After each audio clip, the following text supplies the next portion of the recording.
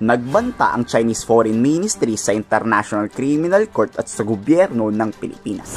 Ayon kay foreign spokesperson Mao Ning, mahigpit na minomonitor ng China ang free trial ni Duterte. Oo, nakabantay daw ang China kay dating Pangulong Rodrigo Duterte.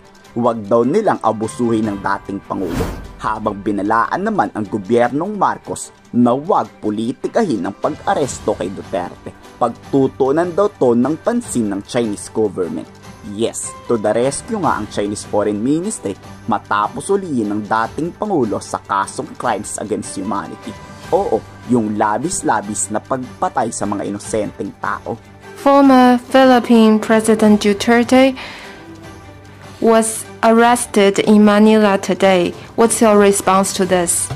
这是一个重要的突发事件。 This is an important breaking incident. China noted the information and is closely following the developments. Let me reiterate that China always believes that the International Criminal Court should strictly follow the principles of complementarity, perform their duty in accordance with law and prudently, and avoid politicization and double standards. Magagawan pa kaya ng paraan ng China ito? Hindi kasi nagustuhan talaga ng China ang paghuli kay Duterte.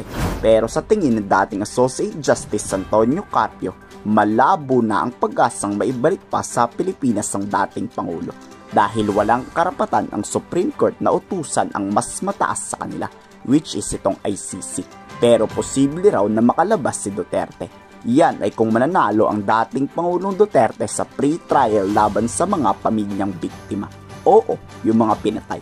Doon walang pananakot na mangyayari. Hindi tulad sa Pilipinas, tatakutin ka, hindi ka na magsasalita.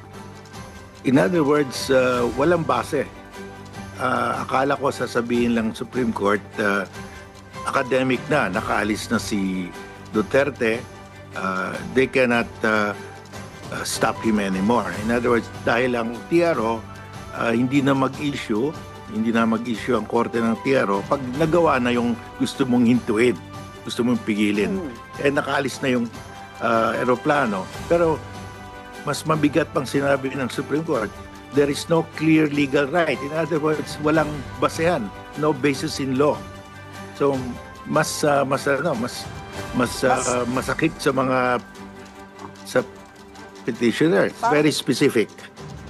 Walang mali that require a temporary restraining order. Dahil ang temporary restraining order is special hinihinto mo yung ginagawa ng gobyerno.